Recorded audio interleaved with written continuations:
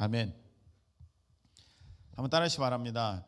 습관과 편견이 나를 묶는다. 복음은 전진케 한다. 다시 한번, 습관과 편견이 나를 묶는다. 복음은 전진케 한다. 네, 오늘 이 습관과 편견이 나를 묶는다. 복음은 전진케 한다. 라는 제목을 가지고 우리 요한복음 5장의 말씀을 통해 하나님의 귀한 음성 듣는 우리 모두 되시기를 예수님의 이름으로 축복합니다. 태국에 갔을 때, 태국 여행 갔을 때 코끼리 타지 않습니까? 근데 이제 그 가이드 분이 얘기를 해요. 코끼리가 힘이 어마어마하고 굉장히 난폭하대요. 근데 코끼리 묶어놓은 거 보면은 그렇게 튼튼해 보이지 않는 말뚝, 그리고 그렇게 질겨 보이지 않는 그런 정도의 밧줄로 코끼리를 묶어놔요. 그런데 코끼리가 거기에 묶여서 가만히 있어요. 난폭하고 그 힘센 코끼리가. 여러분들이 이런 얘기는 아마 글이나 또 이야기 통해서 다 들었겠습니다만, 이제 그 코끼리가 그런 작은 말뚝에 그런 약한 밧줄에 묶여 있는 까닭은 어려서 새끼 때부터 거기에 매여 있었기 때문에 이미 자기는 성체가 되어서 그 밧줄 단번에 끊을 수 있고 그 말뚝 한 번에 뽑을 수 있는 힘이 있음에도 불구하고 나는 못 벗어나, 그런 생각이 코끼리 안에 있어서 코끼리가 대충 말뚝에 그 걸어놓고 그 뭐 대충 동아줄 약한 거 거기다 걸어놔도 코끼리가 거기를 안 벗어난대요.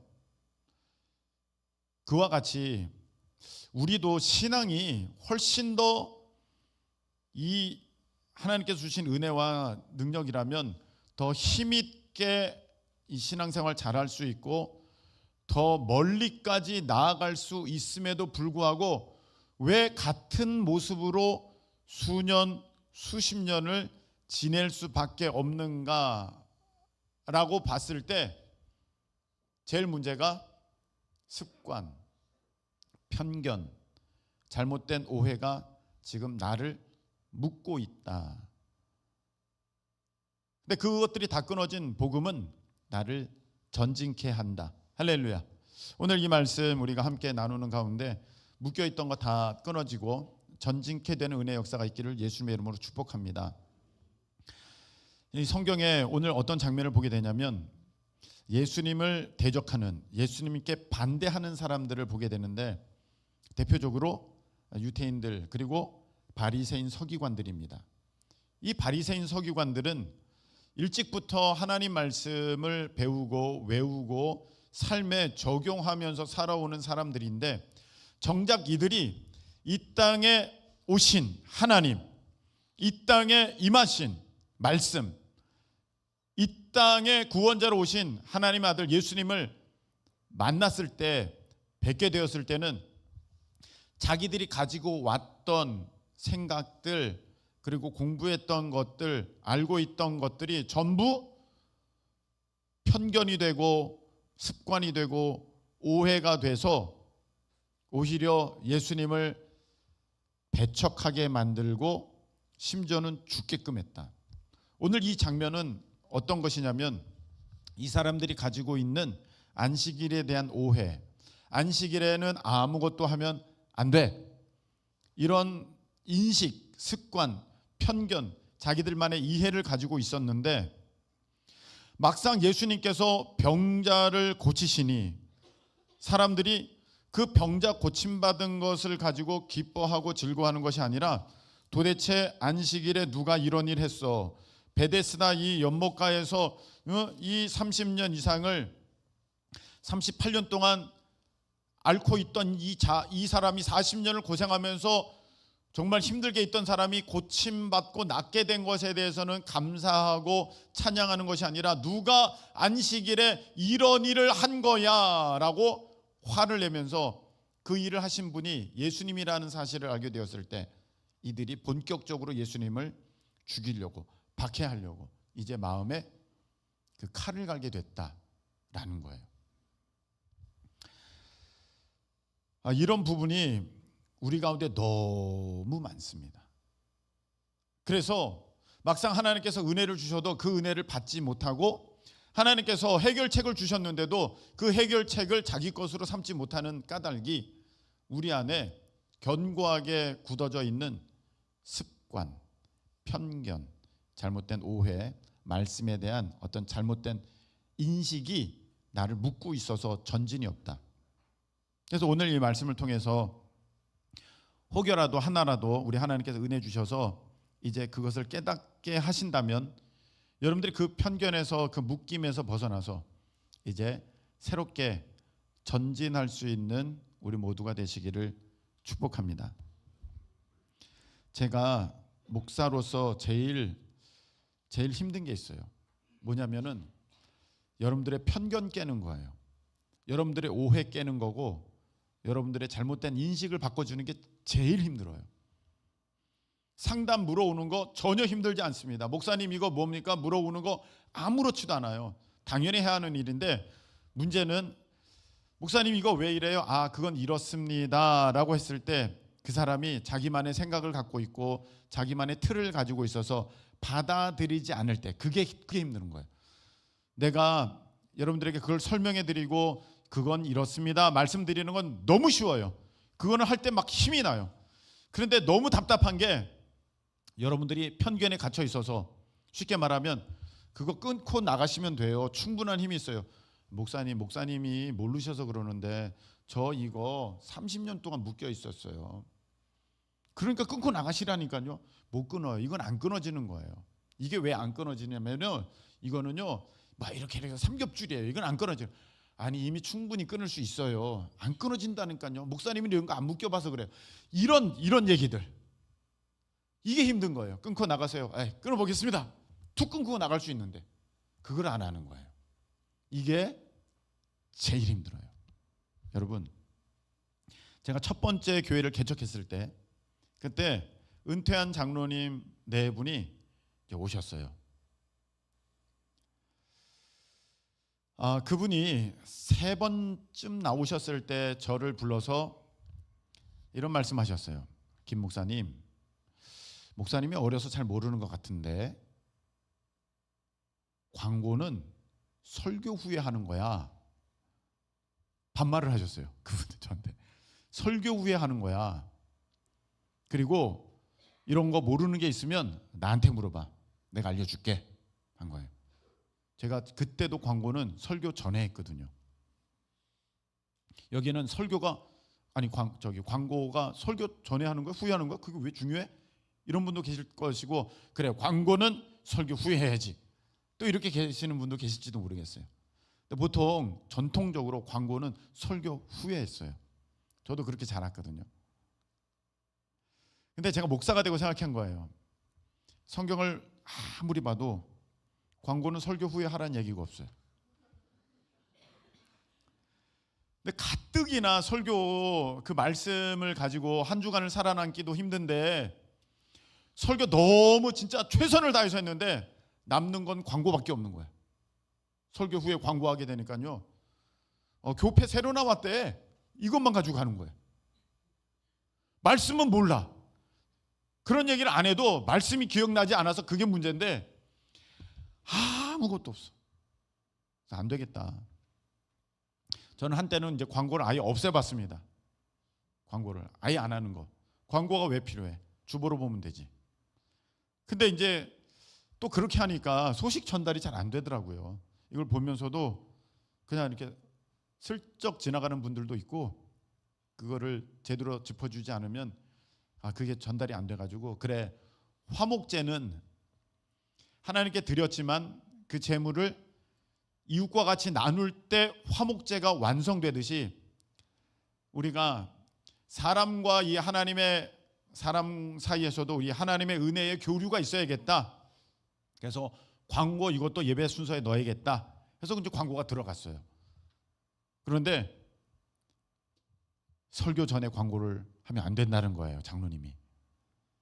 어떻게 해요? 그래서 안 바꿨죠. 안 바꿨어요. 그냥 광고 그냥 설교 전에 했어요. 장로님 몇 번 더 말씀하시다가 안 되는구나, 말 안 듣는구나, 그럼 마시더라고. 이제 우리 교회는 이제는 그렇지 않게 됐습니다만, 그때 당시에도 제가 복음성가 많이 불렀거든요. 뭐라 하셨어요? 왜 찬송가 예배 시간에 찬송가 안 부르냐고. 예배 시간 다른 때는 복음성가 불러도 되는데 예배 시간에는 꼭 찬송가를 불러야 된다고. 아, 그러시냐고. 그래서 막 찬송가에 대해서 막 얘기를 했습니다. 찬송가가 어떤 거냐면 말이지, 이러면서 막 말씀하시더라고요. 여러분, 그래도 제가 신학대학원 나오고 공부를 더 했는데 제가 찬송가 공부를 안 했겠습니까? 또 이런 찬양에 관심이 있어 하는 목사가 책을 안 읽어봤겠습니까? 제가 한 찬송가에 관한 책 10권 정도 읽었거든요. 많지도 않아요. 찬송가에 관한 책들은 많지도 않아요. 그 정도 보면 거의 다 본 거예요. 봤는데 거기에 특별한 내용들이 없어요. 다 읽어봐도. 그 읽어보니까 어떤 거는 민요고, 어떤 거는 그 당시 가요고, 어떤 거는 술집에서 사람들이 주로 부르던 거고, 그런 게 이제 가사만 바꿔줘가지고 이 지금의 찬송가로 들어온 것도 있어요. 꽤 유명하고 우리가 부를 때 꽤 은혜되는 그런 것도 있어요. 아, 그렇구나.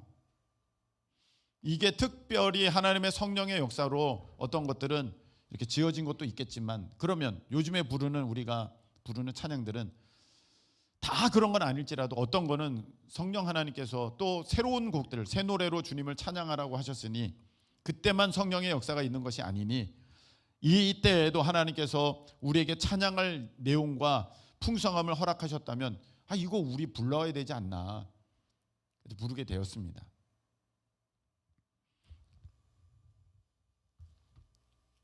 그러다 보니 이제 이런 부분에 대해서 불편한 분도 아마 계실 수도 있습니다. 우리 교회는 왜 찬송가를 많이 안 부르지? 찬송가 많이 부르고 싶어요. 새벽 예배에 나오시면 찬송가밖에 안 부릅니다. 그때는 찬송가만 부릅니다. 저는. 네. 찬송가 저 좋아합니다. 은혜 많이 받았고요. 저도 찬송가 세대 아닙니까? 그런데 이제는 찬송가가 우리의 고백들을 다 담아내기가 어렵구나라는 것들을 알게 됐어요. 그래서 또 풍성케, 여러분 찬송가에 감사 찬양이 많지 않은 거 아세요? 우리가 감사 많이 해야 되는데 감사 찬양 무슨 찬송가에 무슨 감사 찬양이 있습니까? 감사하는 성도요 추수 찬송 부르세. 전부 추수 때나 불러야 돼. 감사 찬양이 없어요.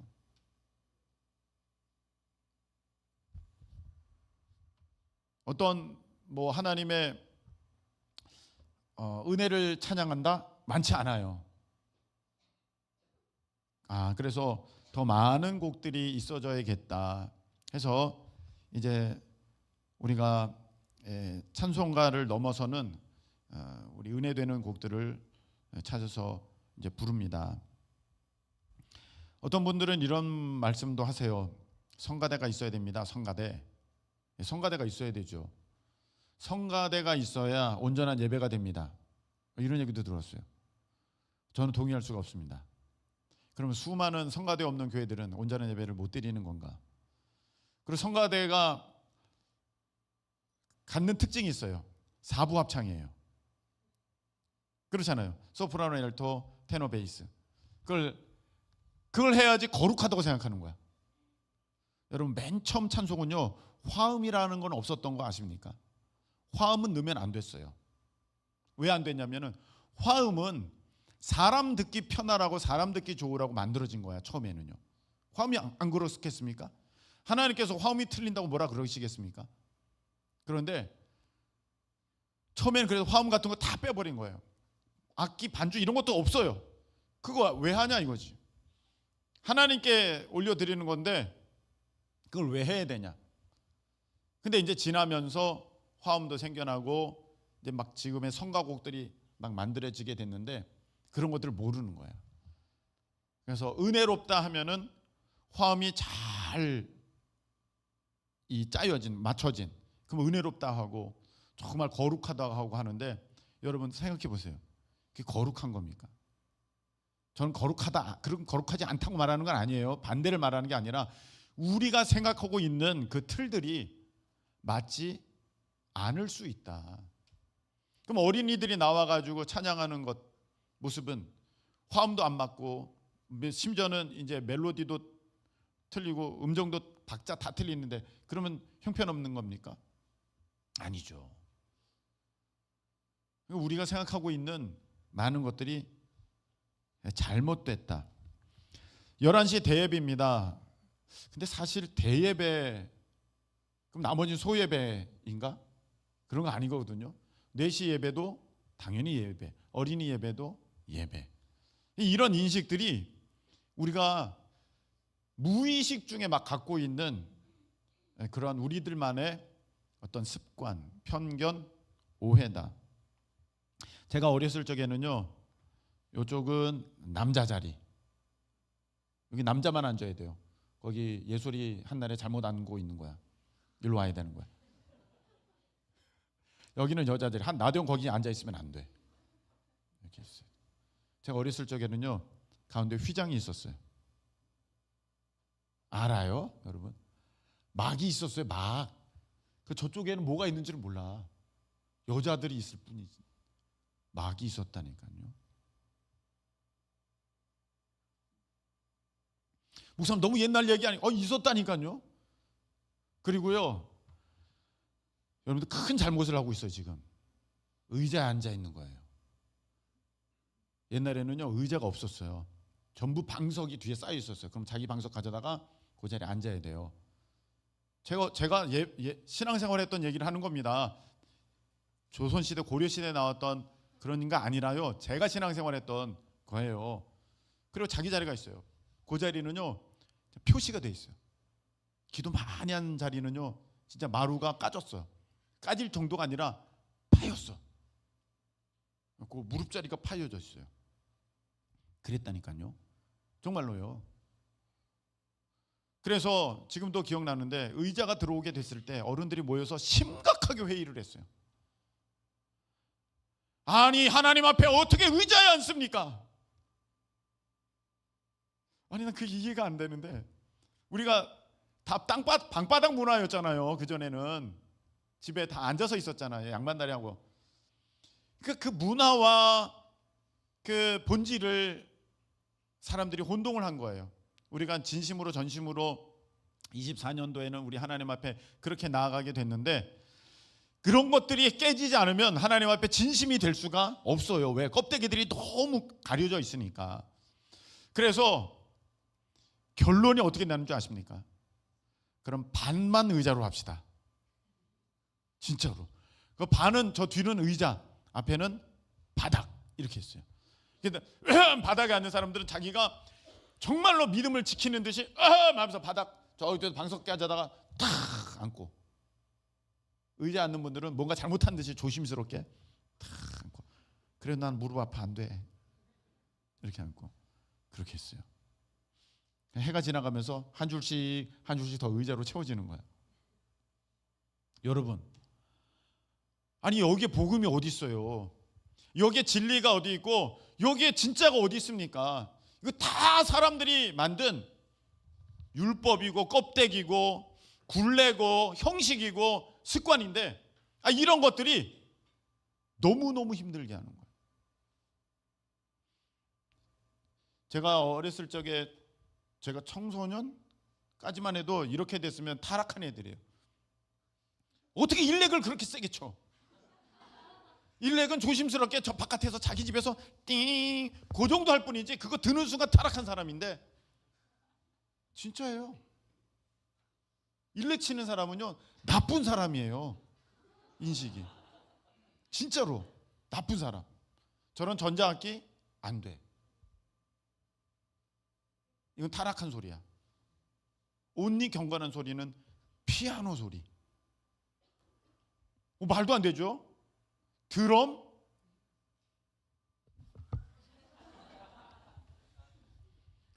이건 술집에서나 하는 짓이지 절대로 교회는 안 된다고. 그게 제가 청소년 대학 막 올라갈 때쯤까지도 그랬다니까요. 그래서 심지어는 어느 전도사님이 새로 부임하셔서 찬양팀을 딱 꾸려놓으면 장로님들이 이건 안 됩니다 하면서 그 다음 주에 다 갖다 버리고 막 그런 일들이 교회들마다 있었어요. 진짜로 찬양팀 오늘 만들어졌다가 다음에 해체되고 제 청년 때까지. 근데 지금은 찬양팀 만들려고 각 교회들마다 지금 난리 났어요. 습관과 편견이 나를 묶는다. 복음은 전진케 한다. 진리가 나를 자유롭게 하고 진리가 나를 전진케 한다. 할렐루야. 이제는 조금 더 나가도록 해보겠습니다. 이건 이제 우리가 예배 드리는 어떤 형식, 틀들에 대한 얘기인데 여러분들 신앙 안에도 굉장한 그 자기들만의 생각들이 있어요. 간단히 얘기해서 방언하면 안 돼, 방언해도 돼, 이런 거에 대한 문제. 저렇게 소리 크게 지르는 건 무식한 거야. 소리를 내야지. 소리를 안 내는 사람들은 믿음 없는 거야. 전부 다 이거는 습관과 편견이고 자기 생각이에요. 어떤 것도 진리가 아니에요. 소리 크게 못 내는 사람은요, 소리 내는 사람 가지고 뭐라 그러고요, 소리 크게 내는 사람은 소리 안 내는 사람 가지고 뭐라 그래요. 그들 안에 편견과 자기 고집이 있어요. 그 여러분들 안에도 다 있습니다. 제가 주여 삼창을 언제 했는 줄 아십니까? 고등학교 2학년 때. 너무 늦게 했죠. 지금 애들은 다 훈련시켜서 그냥 기도만 하면 어디 가면 주여가 먼저 나와. 거기는 안 하는데 우리만 주의 아니구나 여기는. 예. 우리 다 같이 기도합시다. 주의 이걸 먼저 시작하거든요. 우리는 이제 훈련이 돼서 잘 너무 감사해요. 근데 제가 고등학교 2학년 때까지 주여 삼창을 못했어요. 왜 그렇게 해야 돼? 그거 꼭 해야 돼? 한 거예요. 근데 제가 어느 날 기도를 하는데 하나님께서 이런 마음을 문득 주세요. 근데 너 왜 안 하는데? 근데 너 왜 안 해? 목사님 앞에서 주여 삼창하라고 하면 말씀하시면 할 것이지 너는 왜 안 했는데? 그래서 내가 왜 안 하나를 생각해 봤어요. 창피하니까 안 해. 창피하니까. 그거 봐. 너 창피해서 안 하는 거지 뭐 특별한 의미 있어? 없는데요. 그럼 해. 그래서 그럼 해야겠다 해가지고 부흥회 3일 열릴 동안에 한 번씩 주여를 늘려갔어요. 첫날에 주여 한 번, 둘째 날에 한 번은 타이밍 놓치고 주여 주여, 세 번째 주여 삼창함으로 통성으로 기도합니다. 주여 주여 주여, 이렇게 된 거예요. 여러분 우리 안에 너무 틀들이 있어요. 예배는 이래야 돼, 내 모습은 이래야 돼, 그렇게 하는 거는 그건 예배가 아니야, 그거는 온전한 모습이 아니야. 왜요? 자, 우리 교회 한때 제가 기도할 때 여러분 넘어지는 거 했어요. 그냥 넘어지는 사람도 있고 목사님 민망할까 봐 누워주는 사람도 있고 그냥 에라 피곤하니까 잠이나 자겠다 그러고 그냥 아예 그냥 눕는 사람도 있고 막 그랬단 말이죠. 어디서는 2단이다 3단이다 막 얘기도 하고 하는데 제가 그것을 우리나라에서 30년 전에 접했어요. 초창기죠. 초창기에 접했어요. 제가 어느 목사님들 기도하는 100여 명의 목사님들이 모여서 기도하는 그곳에 갔습니다. 갔는데 예배 잘 드리고 마지막에 그 넘어뜨리는 사역들을 하시는 거예요. 제가 그걸 처음 딱 보고, 저는 그때 목사는 아니었습니다만 그런 데를 간 거예요. 그걸 보면서 저걸 왜 하지? 그런 생각이 든 거예요. 저걸 왜 하나? 저걸 왜 해야 되나? 그것도 영적인 궁금함이 있잖아요. 호기심이 있거든 저는 그런 거에 대해서. 그래서 해봤어요. 자, 그래서 사람들이 이제 다 이제 자기들끼리 서로 기도해주면, 목사님들끼리 서로 기도해주면서 이제 터치는 안 해요. 어떤 분은 진짜 대고 미는 분도 있는데 되지 않는 분도 계세요. 예. 근데 어떤 분은 이제 되지는 않지만 자꾸 될 것처럼 가까이 오니까 난 안 되려고 자꾸 뒤로 밀려나면서 넘어지는 것도 있어요. 예. 그 자기는 안 된다고 얘기를 해. 예, 그냥 이러고 있어요. 이제 자꾸 미니까 나도 이렇게 되는 거지. 자, 그래서 저도 그 자리에 섰어요. 넘어지는 자리에 섰어요. 그래서 거기 오신 목사님들이 제 아버지 거기 계셨으니까 제가 따라간 거란 말이죠. 그래도 아들이 왔다고 지극정성으로 기도해 주셨어요. 목사님들이 한 분이 오셔서 쫙 기도합니다. 넘어졌을까 안 넘어졌을까? 안 넘어지죠. 안 넘어져요. 마음을 딱 내가 안 넘어질 거야 하면 안 넘어집니다. 형제, 안 넘어져도 실망하지 마. 그러고 가셨어요. 내가 할게. 다른 목사님 오셨어요. 안 넘어졌어요. 저를 놓고 정말 수십 명의 목사님들이 도전하셨지만 저는 절대 넘어지지 않죠. 속으로 생각합니다. 아이고, 이게 정말 하나님의 성령의 역사면 나 하나 못 넘겼겠어? 이게 도대체 뭐야? 아무것도 아니네. 제가 여러 번 갔어요. 거기 날 넘긴 적이 없어요. 그리고 사람들이 드디어 내가 오면 나를 기도 안 하기 시작했습니다. 기도를 안, 쟤는 틀렸어, 쟤는 안 돼 했습니다. 그래, 상관없다. 나는 뭐 그런 건 난 필요치 않으니까 그냥 그러고 다녔는데, 제가 다니는 교회에 목사님께서 부흥사분을 초대를 하셨는데 그분이 넘어뜨리는 사역을 하시는 분이에요. 그래서 이제 성도들 다 넘겨요. 저는 안 넘어가죠. 그러니까 제가 10년이 지나서 경험한 거예요. 그때 딱 10년이 지나서 그 목사님 오셨더라고. 아유, 내 10년 전에 이미 경험했습니다, 목사님. 그 목사님이 그 은혜를 받았던 그때보다 더 빠르게 제가 그걸 아는데, 아유 목사님 저는 안 돼요. 속으로 그렇게 생각하면서 목사 다 기도했는데 안 넘어갔어요. 다 끝났어요. 뭐 저는 안 넘어가는 거 당연하니까. 그래서 끝났습니다. 다 끝나고 이제 막 서로 은혜를 받으니까 집에를 안 돌아가. 또 수백 명이 남아가지고 막 받은 은혜를 나누면서 기도하면서 막 그러고 있고, 목사님도 그 자리가 너무 좋아가지고 바로 또 2부가 시작된 거예요. 그래서 앞에서 여러분 하나님의 은혜 더 받기를 원하시는 분 손 들어주세요. 이런 거는 제가 굉장히 수줍음을 많이 타는 사람이지만 하나님에 대해서는 열심히 내야 되거든요. 하나님에 대해서는 열심히 내야 되는데 그 수백 명 중에 2명이 손 들었어요. 어떤 자매가 1명 손 들고 제가 딱 손 들었어요. 남자가 손 들었으니까 얼마나 목사님이 기분이 좋으시겠어요. 저를 앞으로 부르시더라고요. 이게 아닌데? 그러면서 제가 앞으로 나갔어요.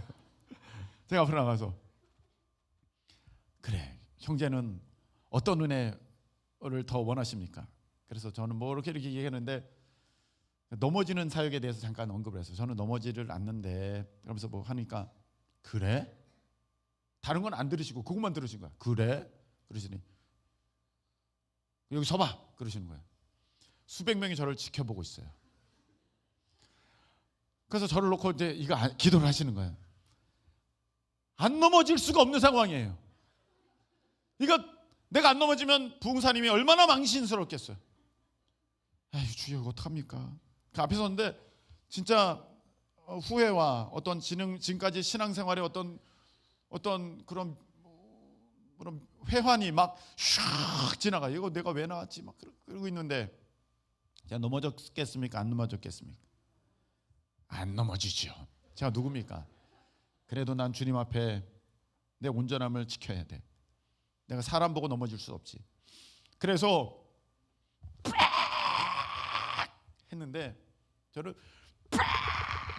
하고 버텼어요. 제가 버텼어요. 수백 명 앞에서 많은 사람들이 나를 지켜면서 제발 좀 넘어져라. 속으로는 그랬겠죠. 아, 이 고집불통아 좀 넘어져. 목사님 체면도 있지. 저 버티는 거 봐. 그랬겠죠. 제가 버텨냈어요. 나중에 얘기 들어보니까 내 허리가 뒤로 진짜 90도로 꺾였는데도 내가 버티고 있더라. 이렇게. 그때 그렇게 막 기도하시다가 그 목사님이 한마디를 하셨어요. 이것 봐라. 진짜로. 전 기억 있지 않아요. 이것 봐라 하시니 올라와. 그래서 여기까지 올렸어요. 밑에서 여기로 올라온 거예요. 전도사들 부르더니 자 뒤에서 잡아 그러는 거예요. 이거 도대체 어떻게 해야 되는가? 자, 섰어요. 목사님이 나를 잡고 유도를 하셨어요. 다리를 딱 걸어서 머리를 딱 잡고 푸아 집어던졌어요. 제가 그 수백 명이 보는 앞에서 아이쿠야 나가 떨어졌어요. 다리 잡고 걸어서 넘기시니까 머리를 넘어졌어요. 그럼 여기 전도사들이 탁 받아요. 세워! 다시 탁 세워요. 딱 잡고 팍 넘겼어. 아이쿠야 또 넘어져요. 너무 창피해. 지금 생각해도 너무 창피해. 수백 명이 쳐다보고 있는데 이런 거 없었어요. 그때 다 치워놓고. 그래서 사람들은 제가 이제 그 넘어치기 당하여서 넘어지는 거를 계속 봤죠. 10번 정확하게 저를 10번 넘기셨어요.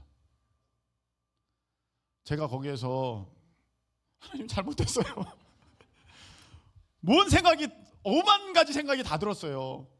정말 너무 창피해요. 전 그거 아닙니다. 내성적이에요. 굉장히 수줍음이 많은 사람인데 그 수백 명 앞에서 유도로 넘김을 당하니까 근데 그 생각이 드는 거예요. 넌 하라면 하지 왜 안 하냐? 넌 하라면 해. 너 왜 안 하는데? 너 약간 이렇게 그런 느낌이 있으면 넘어지면 되잖아. 그래서 제가 그거 듣고 아 그렇구나. 하나님은 우리를 강제로 어떻게 하시는 분이 아니에요. 막 푹 그냥 큰 바람이 있고 막 지진이 있고 막 그래도 하나님이 그 가운데 계시지 않고 세미한 음성 가운데 계시거든요. 우리를 강제로 어떻게 안 하세요. 그냥 부드럽게 언제나 우리를 대하세요. 그래서 아 그래 하나님의 그 세미한 음성이 들려지면 반응했던 모세처럼 내가 반응해보자 했어요. 그래서 자 그거 10번 넘어졌어요. 이제 목사님이 다시 기도하는 거예요. 앞에서 다 기도하는데 제가 나를 맡깁니다 딱 하니까 몸이 반응하기 시작해요. 정말로 몸이 반응해요. 그래서 제가 거기서 처음으로 자동적으로 쓰러집니다. 쓰러졌더니 다른 세계가 있더라고요. 제가 안 쓰러져서 구경만 하는 세계와 다른 세계가 그 안에 있더라고요. 제가 말씀드리는 거는 쓰러지는 게 좋다 아니다를 말하는 게 아니라 하나님께서 왜 그렇게 하시는가를 좀 생각해 봐야 된다는 것입니다. 내 안에 틀이 있어요. 신앙은 이런 거야. 믿음은 이런 거야. 은혜 받는 건 이런 거야. 내가 좋아하는 건 이런 거야. 내가 바라보는 정상적인 건 이런 거야. 하나님은 그걸 원하시지 않아요. 그게 왜 정상적인데? 그러니까 너가 너 삶을 자꾸 이끌려는 거야. 그 넘어지는 게 중요한 게 아닙니다. 근데 그 넘어짐을 통해서 경험되어지는 게 있습니다. 내 고집, 내 의, 내 틀, 내 자아가 깨지는 시간이에요. 그게 깨져야 돼요. 그게 깨져야 돼요. 여러분 많은 사람들이 은사를 받지 못하는 이유가 무엇인 줄 아십니까? 자기 틀이 있어. 자기 고집이 있어.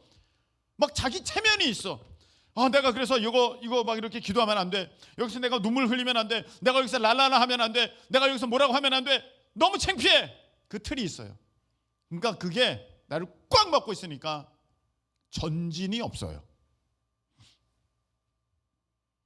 저는 여러분들에게 정말 묶이는 것이 아니라 전진케 되는 신앙을 경험케 그 하나님을 만나게 되었으면 좋겠다는 마음에 그런 사역도 하고 이런 사역도 하고 다 하는 거예요. 그러니까 여러분 부흥사분들 가운데 오셔서 안수해서 넘어뜨리는 사역 있다 할지라도 여러분들은 그냥 편안하게 하시잖아요. 이제는 훈련됐으니까. 그런 거 안 하시는 분들 계셔도 아무 문제가 없잖아요. 저는 여러분들 그런 어떠한 틀에 묶이는 그래서 저거 하면 2단이야 저거 하면 뭐 3단이야 어떻게 책임집니까 그것을? 금요 예배 때 앞에서 나오라서 기도하라는 것도 마찬가지예요. 안 나오셔도 돼요. 안 나오셔도 돼. 안 나오셔도 됩니다. 아무 상관없어요. 편하신 대로 하면 좋겠어요. 근데 제가 기도하는 가운데 무릎 꿇어 기도케 하라. 그 마음을 주죠. 무릎 꿇어 기도케 하라. 아 그렇습니까? 그럼 해야죠. 무릎 꿇어 기도케 해놨습니다. 그 다음부터는 이제 본인들이 알아서 하시는 건데, 사실 안 나가셔도 상관없어요. 거기나 뭐 여기나 뭐 얼마나 멀다고. 근데 하나님이 보시는 것이 무엇일까요? 하나님이 보시는 것. 제가 지금도 이번 주 금요일에 앞에서 무릎 꿇고 기도합시다 할 때 무릎 꿇고 나올 사람들 제가 적을 수 있어요. 안 나올 사람들 또 제가 적을 수 있어요. 왜? 안 나올 사람은 안 나오고요, 나올 사람은 나와요. 자기 틀이 이미 있는 거예요. 저는 그 틀이 깨졌으면 좋겠어요. 지금 나만 장군에게 엘리사가 얘기합니다. 요단강에 가서 7번 씻어라. 요단강 아니라도 하나님이 하시면 치료되고요, 7번 아니라도 치료됩니다. 그런데 나만이 화가 났죠. 뭐 여기서 이 더러운 물에서 씻으라고? 그럼 난다고? 야야, 돌아가. 내 사는 나라에는 훨씬 더 좋은 강이 있어. 이런 법이 어디 있어? 그때 그 신하들이, 종들이 얘기합니다. 아유 주인님, 더한 거 하라고 했으면 안 했겠습니까? 근데 하물며 요단강에 7번 들어가서 씻으라고 하는데 그것도 못합니까? 그래, 한번 해볼까? 그래서 7번 들어갑니다. 들어가고 나오고, 들어가고 나오고. 6번까지도 역사가 없습니다. 7번 들어갔더니 몸이 어린아이처럼 깨끗게 되었더라. 할렐루야. 하나님이 보시는 것은 너 자신을 내려놓느냐, 너 안에 생각, 너 안에 틀, 너 안에 고집, 너 안에 계획 내려놓느냐, 그걸 보시는 거예요. 엘리야 보세요. 아니 구름 그냥 보내주시면 되잖아요. 그냥 비를 내리시면 되잖아요. 7번 기도케 하시거든요. 7번. 한 번 기도해도 충분히 하나님께서는 엘리야와의 관계를 생각하신다면 비를 주셨을 텐데 7번 왜 그랬을까? 엘리야가요, 나름 고집 센 사람이에요. 나중에 보면 어떻게 됩니까? 그거 다 하나님이 하셨음에도 불구하고 이세벨이 너 내가 내일 죽일 거야 그러니까 다 버려두고 도망가서 주여 죽는 게 낫습니다 그러고 있잖아요. 자기 계획, 자기 틀, 자기 생각이 굉장히 강한 사람. 하나님이 그 7번까지 기도케 하시는 거예요. 네가 하는 거 아니야, 내가 하는 거야. 네가 하는 거 아니야, 내가 하는 거야. 그걸 알게 하시려고 7번까지 기도케 하시는데, 그 경험했음에도 불구하고 엘리야는요 다시 금방 나 이사벨이 죽인다니까 나 못해요, 금방 돌아가는 거예요. 예수님 이렇게 말씀하셨어요. 실로암에 가서 내 눈을 씻어라. 그냥 그 자리에서 못 고쳐주십니까? 고쳐주시죠. 그런데 그 순종을 보시기를 원하시는 거예요. 실로암은 아무 문제 없어요. 거기가 정말 그 치료약이 흐르는 그 물이라서 치료받는 게 아니라 고순종을 보신다니까요. 고순종. 그 10명의 나병 환자들, 야 너네 집으로 돌아가서 제사장에게 너 몸을 보여라.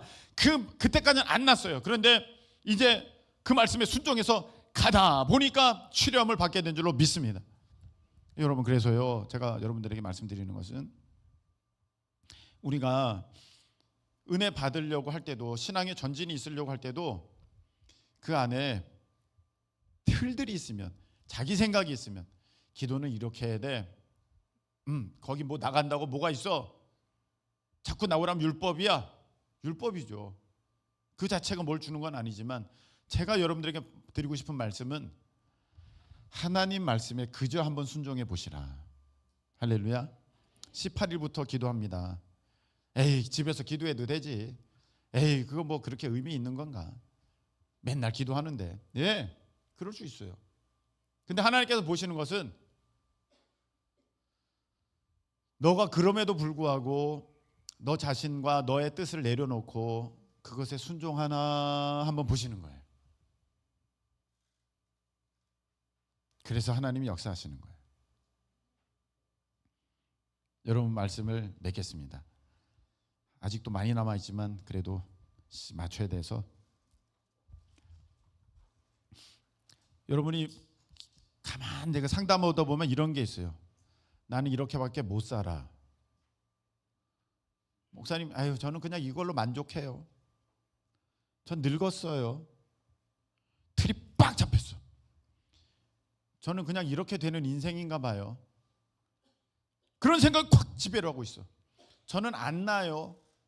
그게 그냥 꽉 잡아져 있어. 저는 안 바뀌어요. 안 바뀔 것 같아요. 우리 집은, 우리 남편 안 바뀔 것 같아요. 꽉 잡고 있어. 마치 하나님의 능력이 어마어마한데 코끼리가 그 능력 어마어마하지만 그거 말뚝 못 빼듯이 하나님의 어마어마한 능력 앞에서도 지금까지 안 됐던 그런 생각들, 그것 때문에 내가 꽉 박혀가지고 저는 안 돼요, 못 나가요, 못 해요, 이거 안 풀려요, 이런 사람이 있어요. 그러니까 하나님이 여러분의 삶을 진동케 하시는 거예요. 성경에 보면 진동케 하신다는 말씀이 나와요. 그냥 땅을 진동케 하고 진동케 하죠. 여러분의 삶을 막 흔들어 버려. 너 묶여 있다. 너 지금 너 생각에 갇혀 있다. 너 경험에 갇혀 있다. 그거 벗어나야 된다. 그래서 코끼리, 묶여 있는 코끼리한테 생쥐가 가는 거예요. 생쥐.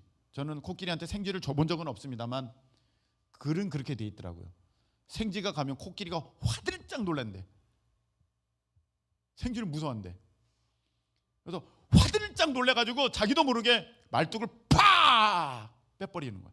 그리고 푹 하고 막 도망가는 거야. 하나님께서 우리 삶을 그래서 뒤흔들으시는 거예요. 뭔가 일이 펑 떨어져, 벌어져. 그럼 화들짝 놀라면서 주여! 하나님을 의지하게 되는데, 와, 거기에서 권세와 능력과 하나님의 역사가 일어나네. 할렐루야! 그렇게 되는 거예요. 이런 말씀 맺겠습니다. 지금 안 하시는 거는 왜 안 하시는 거고 하시는 거는 왜 하는 것입니까? 네. 내 안에 있는 어떤 틀들이 그렇게 하고 있거든요. 좋은 틀들은 놔둬야겠지만 정말 복음에 방해되는 것들은 여러분 다 깨버리실 수 있게 축복합니다. 그래서 새로워지는 은혜의 역사가 있기를 축복합니다. 습관과 편견이 여러분을 묶습니다. 하나님이 하시면 다 됩니다. 여러분의 삶 바뀔 수 있습니다. 복음은 전진케 합니다. 기도드리겠습니다. 하나님 아버지, 내 안에 이미 여러 번 경험되어져서 나는 이제 틀렸어, 내 삶은 그냥 이렇게 살다가 끝나는 거야 라는 하나님 이상한 틀이 이미 나를 묶고 있습니까? 주여, 복음 안에 깨지는 역사가 있게 하여 주시옵소서. 이건 기도해도 안 되더라고, 이상한 생각이 이미 나를 잡고 있는 것이 있습니까?